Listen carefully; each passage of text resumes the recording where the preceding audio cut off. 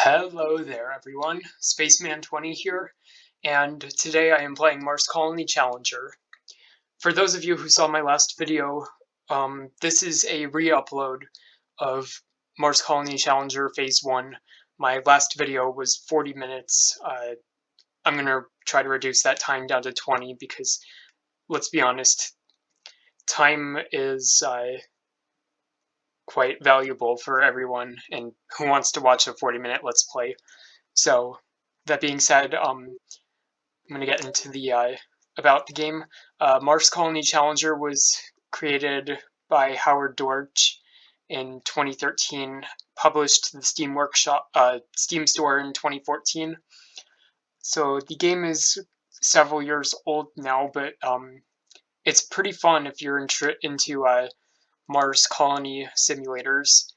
This game was made by a small team. So I believe there's currently a remake in production or something by Howard Dorch, or also known as Hypercat Games. Anyways, let's go ahead and get started. So I'm at the main menu here. The first thing you'll do is you want to go to Player, change. It'll normally say Change Me. So then you create a new user. Just Spaceman. Create. Select your gender. And then we have a cadet here. Since you gain skills as you level up. And then you'll want to, this is your status, you'll want to check your options here. I'd recommend changing post FX to off, and then set your refresh rate to your monitor. Texture quality, if you have a lower end computer, hit force low, otherwise leave it at auto. Audio, change this from direct sound to X audio, and then raise this. The simulation volume will always be like right here when you open the options menu for some reason. And then set your desired controls here, apply, and then you can do multiplayer in this game. Join by IP or query LAN if you're playing on a local network. And then start game, I'm going to reset the zone here. There's 3 different zones in the game. Hyperia, which is the easiest, Helios, which has a few caves and higher hills, and then Polaris, which is up north on Mars. This is the coldest region, and resources are a bit less there. I'm going to do Helios, so I'm going to go ahead and reset the zone. Hyperia is pretty easy.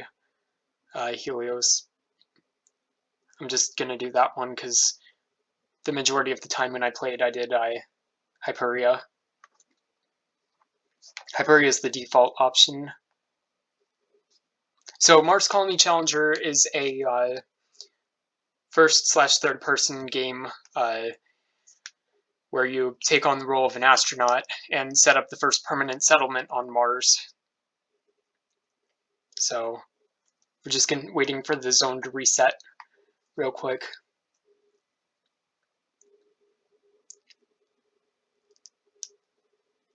This can take a few minutes depending on your computer's hard drive speed. Alright, now that the zone is reset, you can click this to allow others to join, and then server name and password, and then give this out to your friends who will join, and then you can enter the mission. Zone has been reset. Enter when ready. Ready. Enter Mars Colony. Activating your character. Okay, and then the game will load up, and it's 5 o'clock Mars time during night. Press the F1 key for more help, and the O key for work orders. Alright, so this is the interface. You've got a compass up here, your name, your rank, GPS, X, Y, and Z coordinates, and then your mini map here, which shows where your player and vehicles are. Runtime, click this for Mars time, PDA, more on that in phase 3. Here you have your inventory, user radiation level. and so you want to keep an eye on that because Mars has radiation both in this game and real life.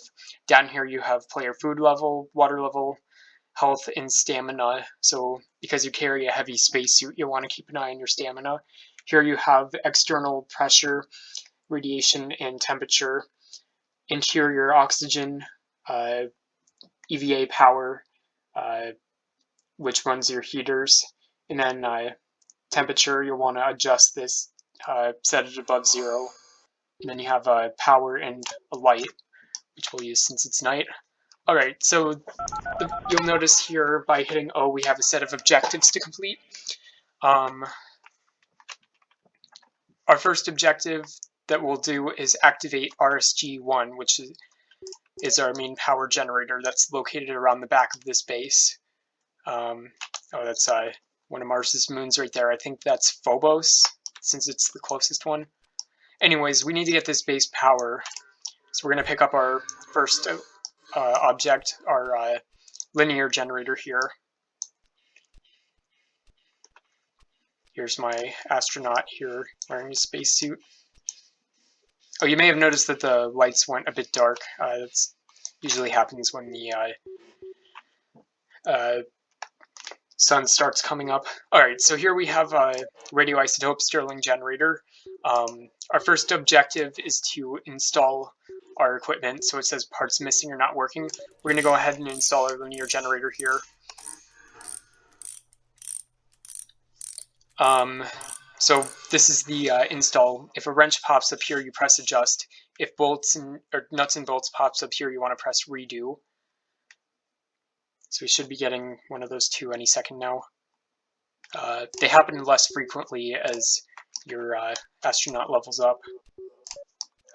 Sun's rising on Mars. By the looks of things now, because obviously it looks red. Duh.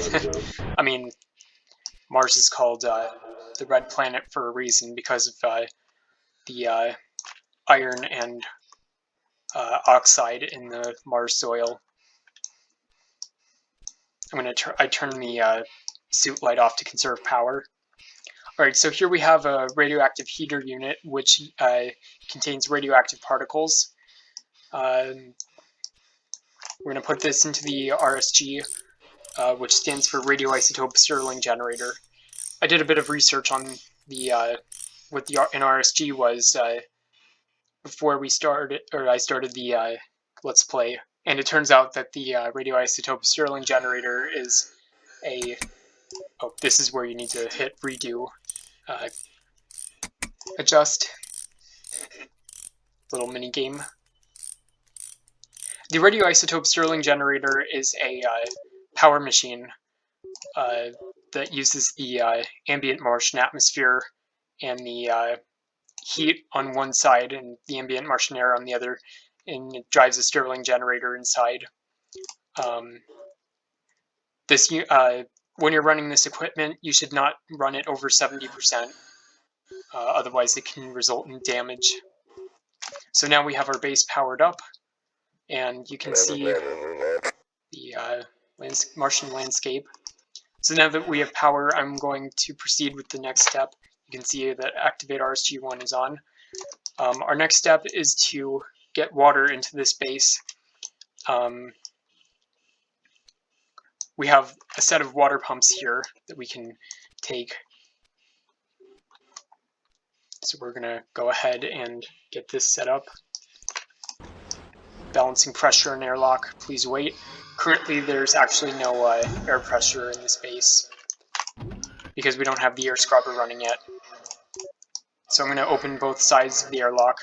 You will not want to do this when you have pressure in the base, otherwise you'll lose it all. So we're going to go ahead and install the water pump here on the water well.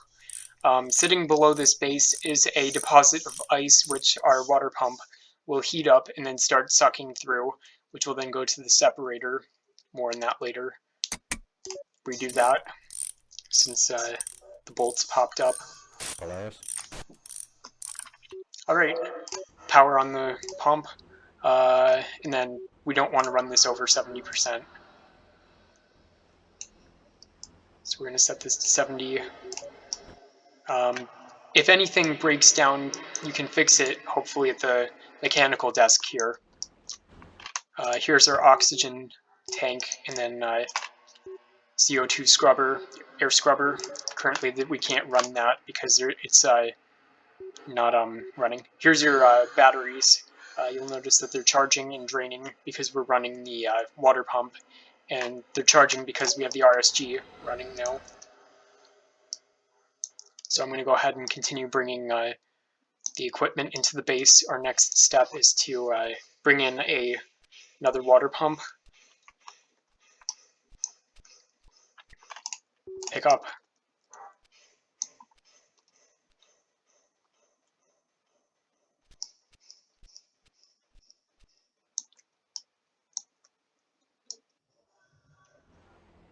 Just for the sake of time, I'm probably going to cut this out.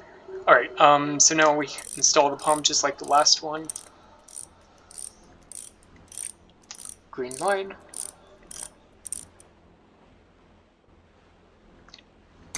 Adjust. So on Mars, the astronauts will actually need to extract water themselves, possibly from the North Polar Cap or South Polar Cap. Choosing a location on Mars for a habitat is actually rather quite complicated, because if you're too far from the poles, then it's going to be hard to obtain water, whereas if you're too close to the poles, then let's just bring the medical pack and food pack into the base in case we need to take shelter should something happen. If you're too close to the North Polar Cap, because it can be night for a very long time there, you'll have a lack of power generation, and it'll be too cold, which will result in extra power usage, because you'll need to run thermal heaters. It's probably best to build a base near the equator for maximum warmth. I'm going to go ahead and bring the food in now, and that will complete load food and medicine.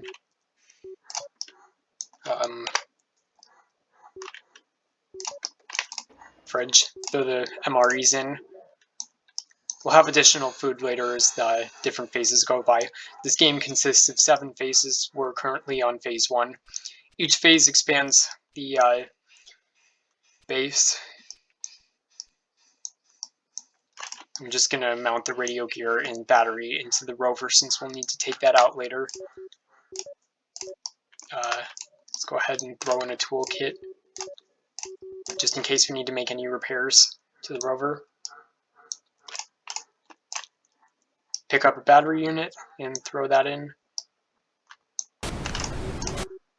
Alright, rover is prepped for the journey. Our next step is to bring in the compressor and valve, scrub filter. This is for the air scrubber. That's for the Saboteur. I'm going to start bringing the stuff in from the for the separator. I'm probably going to cut this section here just for the sake of time.